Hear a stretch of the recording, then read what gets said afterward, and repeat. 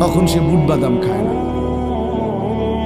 তাহলে এই সাধারণ বাংলা অঙ্ক ইংরেজির হাট্টিমাটিম পড়া বা সামান্যটুকু পড়ার জন্য যদি বাচ্চা এতটা অ্যাটেনশন হয়, তো আল্লাহর কোরআন শুনবার জন্য এর চাইতে কতটা বেশি মনোযোগী হওয়া উচিত। আমি আল্লাহর কথা শুনতেছি আর বুট খাইতেছি, এটা তো তামাশা না, এটা তো অবহেলা বোঝায়, অবজ্ঞা বুঝায়, গাফলতি বুঝায়, খামখেয়ালি বুঝায়। ভাইয়া, এটা শেখা উচিত, সব সময়ের জন্য এটা মনে রাখা উচিত। এই বুট বাদাম চটপটির দোকান মাহফিলের সাথে বাধ্যতামূলক বানায় নিছে। এটা দেখতে দেখতে এই রসম চালু হয়ে গেছে। এখন সব জায়গার মাহফিলে এই দোকানদারদেরকে ডিঙ্গাইয়া ঠেল্লা ধাক্কাইয়া মানে কষ্ট কইরা তারপরে প্যান্ডেলে আসতে হয়, ওয়াজে আসতে হয়। মাঝপথে অনেক ছেলে আটকায় যায়, হয়তো রওনাই দিছিল মাহফিলে, বাবা মাও জানে, বাড়ির থেকে বলে আসছে মারে, মা ওয়াজে যাইতেছে, কিন্তু বেচারা এই চটপটি এবং বুট বাদামের দোকানে আটকায় গেছে। সামান্য 10 টাকার বুট, 30 টাকার এক প্লেট চটপটি তারে আল্লাহর কথা থেকে বঞ্চিত করে দিয়েছে, তারে আখিরাতের সন্ধান থেকে বঞ্চিত করে দিয়েছে। কি পরিমাণ ব্যর্থ মানুষ, কি পরিমাণ কাপুরুষ, অপদার্থ। 20 টাকার কাছে হারিয়ে গেছে, 50 টাকার কাছে হারিয়ে গেছে, আল্লাহকে প্রত্যাখ্যান করে দিয়েছে, নামাজকে পরিত্যাগ করে দিয়েছে। বুট বাদামওয়ালার কপালেও কোনোদিন সেজদা জোটে না, কাস্টমারের কপালেও সেজদা জোটে, চটপটিওয়ালার কপালেও নামাজের সেজদা জোটে না। আহা, বেচারার জিন্দিগিটাই চটপটি।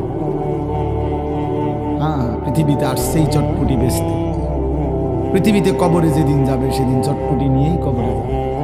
ওইখানে ফেরেশতাদেরকে যদি ওনারা যদি কিনে হয়তো আফসুস, মানে সব প্রশ্নের উত্তরে বলবে চটপটি।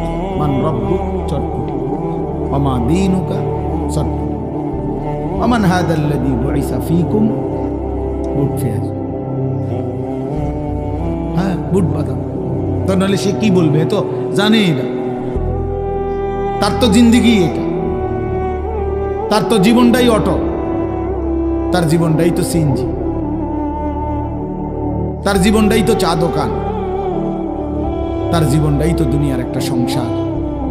এই বউ বাচ্চা, স্ত্রী সন্তানের ঘর বাড়ি দালান বিল্ডিং, খাট পালং ফার্নিচার আসবাবপত্র বাজার সদাই, এগুলোর ব্যবস্থা করা রাত দিনের এটাই জীবন, এটাই ফিকির। মা হিয়া ইল্লা হায়াতুনা দুনিয়া নামুতু ওয়া নাহইয়া। আল্লাহ তাআলা বলেন, কাফের বেঈমানদের বক্তব্য হলো জীবন মানে শুধুই দুনিয়া, খাবো পড়বো বাঁচবো মরবো, এরই নাম জীবন, খালাস, আর কিছু নাই। আর আল্লাহ বলেন, ওয়া ইন্নাদ দারাল আখিরাতা লাহিয়াল হায়াওয়ান।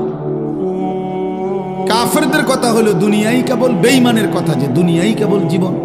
আর আল্লাহ বলেন, আমি আল্লাহ বলছি আখিরাতই হলো মূলত জীবন। ওয়া ইন্নাদ দারাল আখিরাতা লাহিয়াল হায়াওয়ান, নিশ্চয়ই আখিরাত হচ্ছে জীবন। লাউ কানু ইয়ালামুন, আল্লাহ বলেন আমার বান্দারা যদি বুঝতো কত না ভালো হতো।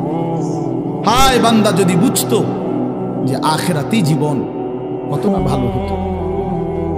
অথচ সে শুধু দুনিয়া বুঝলো। ইয়ালামুনা যাহিরাম মিনাল হায়াতিদ দুনিয়া ওয়া হুম আনিল আখিরাতি হুম গাফিলুন। আল্লাহ বলেন, লোকেরা কেবল দুনিয়ার বাহ্যিক দিকটাই বুঝলো, মাটির উপরটাই বুঝলো, আর আখিরাতের ব্যাপারে একদম গাফিল হয়ে রইল। দুনিয়ার সব জিজ্ঞাসা করলে বলতে পারে, কিন্তু 4টা সূরা জিজ্ঞেস করলে বলতে পারে। দুনিয়া সব জিজ্ঞেস করলে বলতে পারে, আত্তাহিয়াতু দুআয়ে কুনুত শুদ্ধ করে পড়তে পারে, বলতে চায়।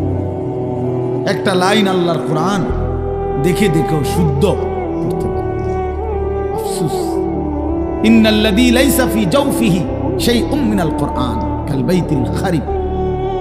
যে একটা পৃষ্ঠা কোরআন শরীফ দেখে দেখেও শুদ্ধ পড়তে পারে না, এই নাফরমানের কলিজাটা কি, জিন্দিগিটা কি? নবীজি বলছেন, যার কলিজার মধ্যে কোরআনুল কারীমের কিছু অংশও নাই, আল্লাহর কসম নবী বলেন, কাল বাইতিল খারিব, ওই অন্তর, ওই মানুষের অন্তর হলো বিরান ঘরের মতো, বিরান বাড়ি, সারা বাড়ি, আলগা বাড়ি। যে বাড়ি মানুষ এখন ফেলে দিছে, এখন আর সেখানে থাকে না, এমনি আলগা ঘর, কোনাকানি ভাঙ্গা টেঙ্গা গেছে, এখন নতুন ঘরে উঠে চলে আসছে। এটা আলগা ঘর পড়ে গেছে, পড়ে রইছে। এরকম বিরান ঘরে, যে ঘরে মানুষ থাকে না এখন আর, কুকুর থাকে, বিড়াল থাকে, সাপ থাকে, বিচ্ছু থাকে, কেঁচো থাকে, টিকটিকি থাকে, পিঁপড়া থাকে, ইত্যাদি ইত্যাদি। এরকম কুকুর, বিড়াল, সাপ, বিচ্ছুর ঘর এখন মানুষ থাকে না। আল্লাহর কসম, চাচাদেরকেও বলি, বাবাদেরকেও বলি, বয়স্কদেরকেও বলি, যারা আল্লাহর কোরআন পড়তে পারেন না, চাচা মিয়া, জ্যাডা মিয়া, আপনাদেরও বলি, ছেলেরা তোমাদেরকেও বলি, আল্লাহর রাসূল বলেন ওই মানুষটার দিলে মানুষ বসবাস করে না, জানোয়ার বসবাস